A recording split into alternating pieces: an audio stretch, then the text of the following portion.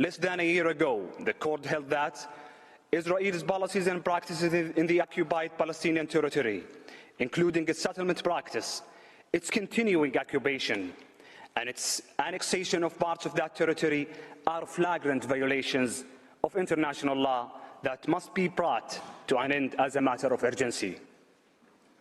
The court's ruling marked a clear path for Israel to follow in finally bringing itself into international legality.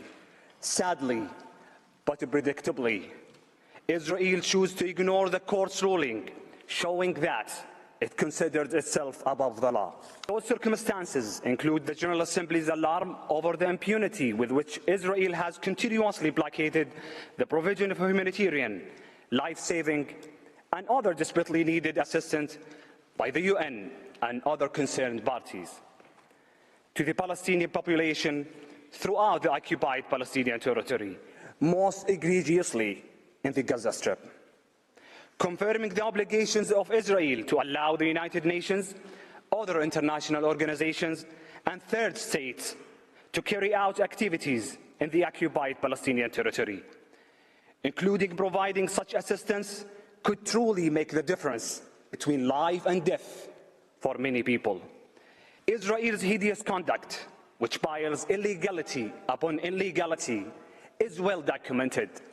Its most ruthless application has been the siege conditions imposed over the Gaza Strip since October 2023. As the entire world is painfully aware, diseases, lack of sanitation, clean water, food, shelter, and medical care is endemic. While temporary respites have occasionally occurred, Israel has reimposed conditions of total blockade at will, just as it did in early March this year, completely halting the provision of food, water, medical supplies, temporary housing, fuel, and anything else to the starving, displaced, and exposed population of the Gaza Strip. Nothing justifies such barbarity. The request now before the court seeking to clarify the obligations of Israel to allow international organizations and states to provide humanitarian assistance and operate within the occupied Palestinian territory, including Gaza, must be seen in this context, as it explains why the request has such urgency and importance.